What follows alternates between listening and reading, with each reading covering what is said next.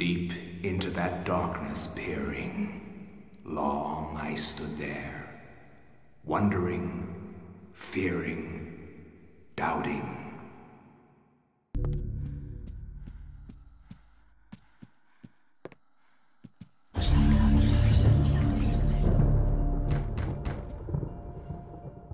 For the past 2,000 years, humanity has been on the brink of extinction.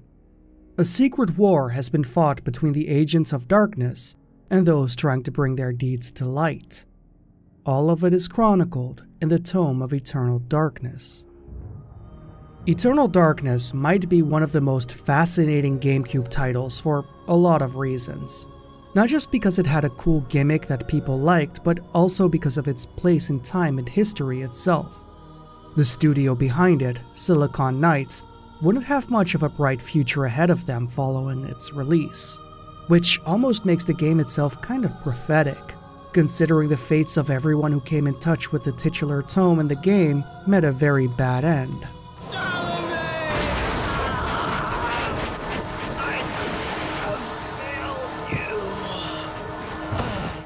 But we'll touch on that in due time.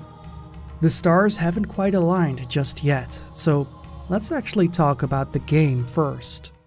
Eternal Darkness follows Buffy the Vampire Slayer, Alexander Roivas, as she learns about the death of her grandfather. She flies over to help identify the body as the police finds it difficult to perform an autopsy, considering how little there's left of the body. I don't understand. Why are you showing me this? Can't you check dental records or something? What is wrong with you? I'm sorry. It's my job, lady. You're the only living relative, and no, we can't check dental records. There's no head. She decides to stay behind to figure out what exactly has happened to him that could have left his remains behind like this. And it doesn't take long until she finds an ancient tome bound in human skin detailing the twisted secret history of mankind's struggle against the three ancient beings.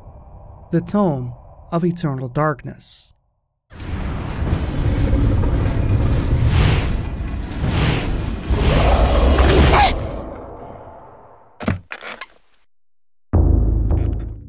Eternal Darkness follows a structure that's pretty close to a horror anthology format, with Alex's quest feeling like that of a typical wraparound story. While searching the mansion, she finds pages torn from the book, which lead into chapters where you play as different characters. I cannot say what was the true beginning, nor am I sure of its end. So perhaps here is the best place to start.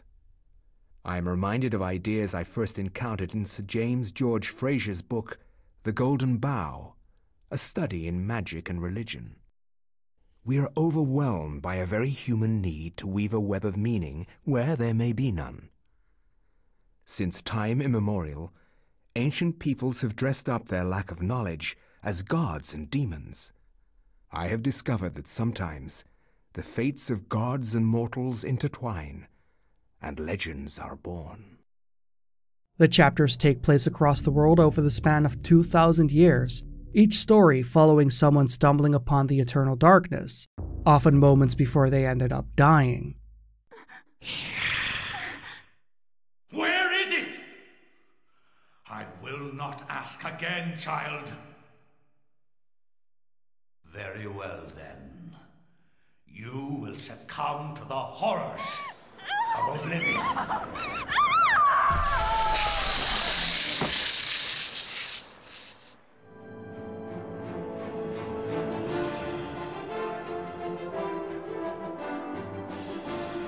It's not quite an anthology series since all the stories are all connected to one another, though the connection is usually indirect. You often get to revisit the same areas hundreds of years apart, but the individual stories tend to follow people who aren't entirely clued in on the battles between humanity and the darkness that has been raging around the world. The book itself takes an otherworldly presence, appearing in a room that shouldn't exist that you're teleported to in between room transitions. The room you find the book in is always littered with statues of all the previous protagonists that you've played as, now that their role in history has played out.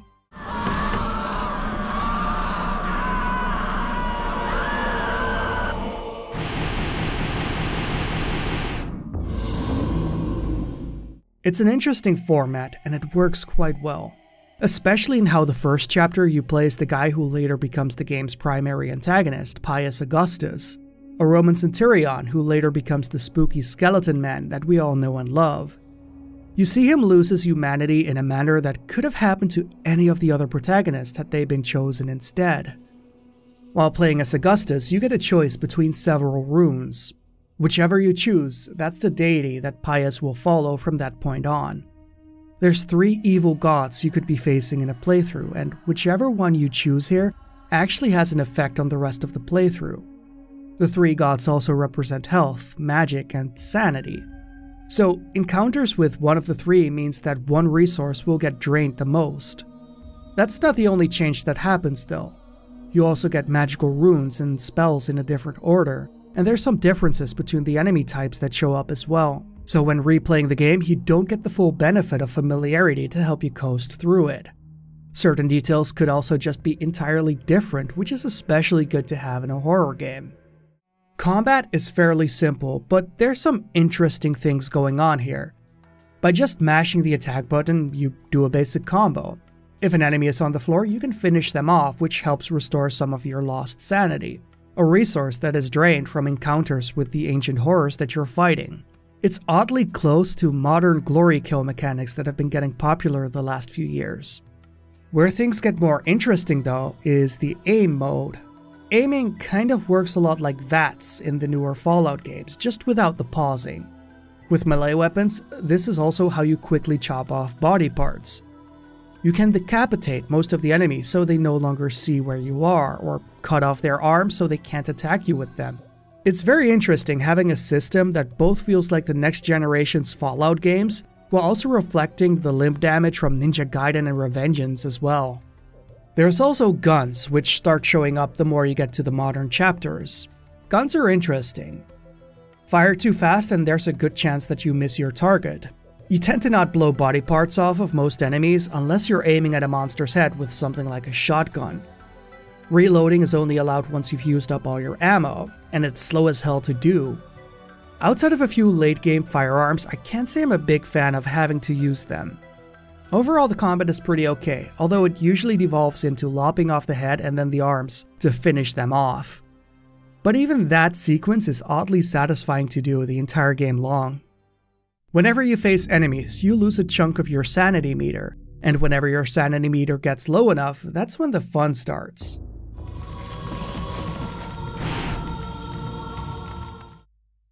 Sanity is both the reason that Eternal Darkness is remembered especially fondly, but also why some people believe that the game probably wouldn't hold up to this day, since a lot of the effects are very era and platform specific.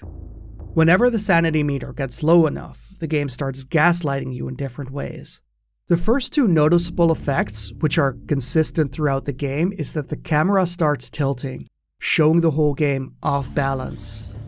The second is that the background music gets replaced by background noise.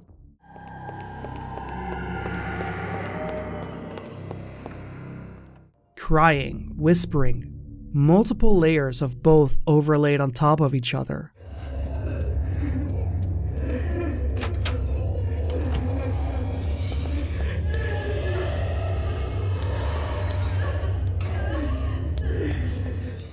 It gets weirdly eerie in a way that most other games don't quite reach.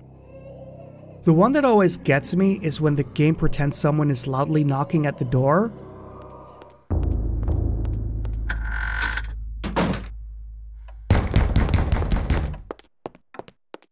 It's just as I remember it from waking up with sleep paralysis. There's also a lot of effects that can happen at random intervals, but here's some of my favorites. The game will pretend that you just finished the demo and the real version will be out soon after finishing a chapter. The walls or ceiling will randomly start bleeding. You enter a room and you slowly start shrinking as you're exploring it. Or the game will just turn off the sound as you're exiting the item menu.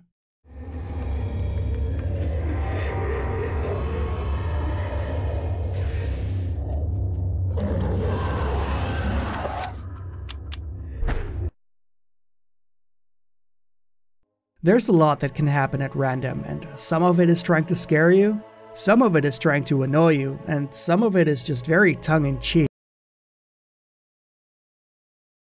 A lot of these work because there's a lot in the game that kind of functions like this too, like the weird room teleporting leading you to the Tome of Eternal Darkness.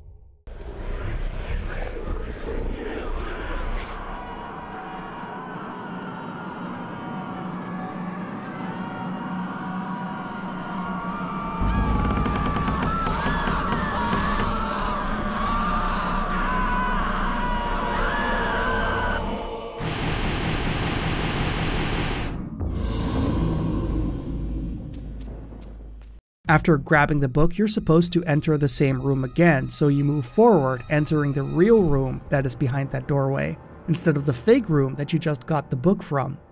Which plays very well with the differences between the three routes already throwing you off to begin with.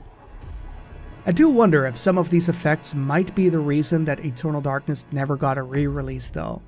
I get a feeling that a lot of the tricks that the game plays don't play well with compliance demands these days.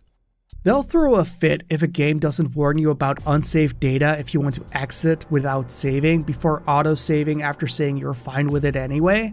So a game that lies about formatting your memory card probably won't fly in this day and age. Some of the effects might sound like they'd only work on original hardware back in the day, but the sound getting muted as I exited a menu actually got to me, so I'm not sure about that. It's not like all the sanity effects are outright trying to mess with you in mean-spirited ways or anything, and they don't just exist to serve as a jump scare anyway. No way anyone seriously fell for the demo screen one back in the day, right? A lot of them kind of fall under the Gremlins 2 or Evil Dead 2 genre of horror of doing unexpected things to get a reaction out of you, which could be a laugh, could be a scare, or maybe a mix of both. What I find impressive is that even with all this weird fuckery going on, there's still a very strong, consistent feeling to the tone in the game. Like the main Roiva's Mansion theme is such a great ambient track that almost reminds me of the original Demon Souls Maiden in Black theme.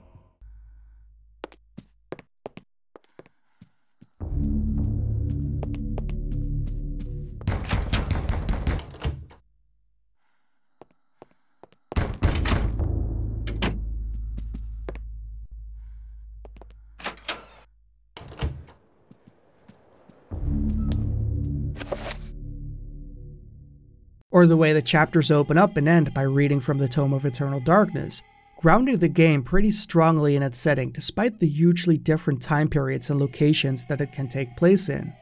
Even the magic plays strongly into the atmosphere, with all kinds of spells consisting of a sequence of runes in a circle, with the individual runes being words of power to create a sort of magical sentence determining what power you're invoking, what the spell will affect, and what it will do. All three powers have a different voice reading them out as you use the spell, giving the spell system a feeling of there being a larger history with more applications to them than what you see in the game.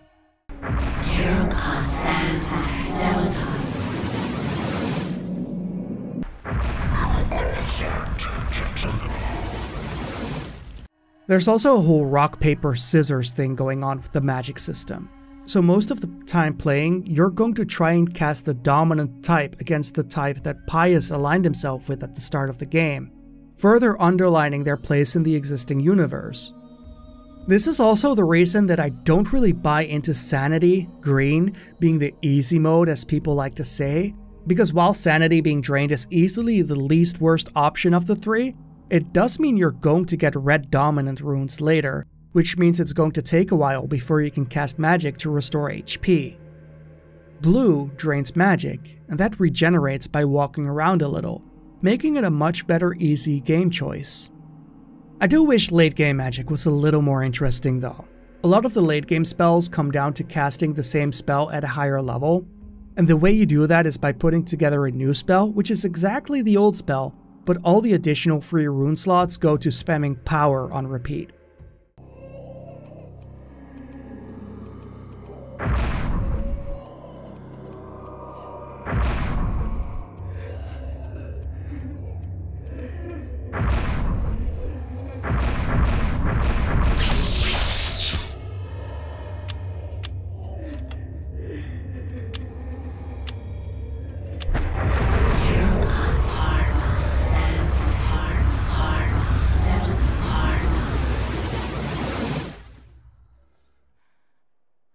It could have been made a little more interesting or creative than that. Or at least, if the level 5 and 7 spells are all built up the same, they might as well just unlock immediately after being able to cast them.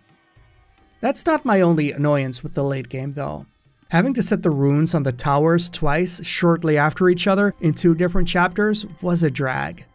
It made sense within the story, but it might have been nicer to space these moments out a bit better. The first time I got to that part, it immediately became my least favorite part of the game, so hitting it again so soon after just felt really bad. There's this enemy type that's supposed to be the real annoying one. They're in that tower area just to be annoying too. These tiny scorpion monsters called trappers, making high-pitched noises. They're blind but sound sensitive, so if they hear you running, they send a shockwave that sends you to the shadow dimension you have to escape out of. This is the obligatory "oh god, not these fuckers again" enemies. I hate them less than the rune tower segments. But that's as far as it goes with issues I've had with this game. Beyond that, I really enjoyed it, which is why it's a shame that the developers aren't around anymore. So, for those who don't know, Eternal Darkness was developed by Silicon Knights several years after they'd made Blood Omen: Legacy of Kain. You'd think they'd be on the fast track to becoming horror legends this way, but the next title after Eternal Darkness was Twin Snakes, a lackluster remake of Metal Gear Solid that lost its edge in favor of Versus-style stylishness. Do watch Versus though, that movie is good. I can see why Kojima likes the people involved with it, but maybe they should not have been put in charge of a Metal Gear game. And however you feel about Twin Snakes, that is still a highlight compared to 2 Human and X-Men Destiny though. And after those 2 games, the book was closed on Silicon Knights. Supposedly they might have almost put out a Silent Hill game called The Box, but nothing came of that. Same with the attempt to revive Eternal Darkness through Kickstarter. There's a lot of weird stuff involved with that, including one of the people involved being caught with child pornography and getting fired over it. One of those situations that feels like it's bound to show up on a What Happened video one of these days. And that's a shame, because Eternal Darkness has some interesting footnotes of its own. Like, you wouldn't expect to see Shigeru Miyamoto's name attached to it, but he was a producer for this. Nintendo was the main publisher for the game, so a lot of the bigger names at the time had a stake in it. This was all done when Nintendo was still led by Yamauchi. But with the timing of the game's release, Eternal Darkness ended up being the first game that Nintendo published with Satoru Iwata in charge. It's also the first ever rated 18 Nintendo game, which is crazy to think about. But besides all of that, Eternal Darkness is also a very good game that still holds up remarkably well to this day. It even has native widescreen support. I didn't use any hacks or stretching for this video. So, do I recommend Eternal Darkness? Yeah, absolutely. I've been wanting to replay this game for years, but there were a bunch of issues emulating it using Dolphin. All the screen transitions would break using some of the resource shortcuts for weaker processors. Apparently those are turned off by default in more recent updates, so I'm not sure if Dolphin is just less resource intensive now, or if they expect people to have better PCs and tune the defaults around that. Because this is one of the main games I was thinking of playing when I got a new computer. Since without those shortcuts, the game was a stuttery mess for me on my old PC. Now that I've fully replayed it as an adult instead of renting it as a teenager, I can safely say that Eternal Darkness is a classic. Speaking of classic, horror games. Do you prefer them going for survival or action? Interestingly enough, this poll ended up being tied. On Discord, the votes favored action, but Patreon voters said they preferred survival.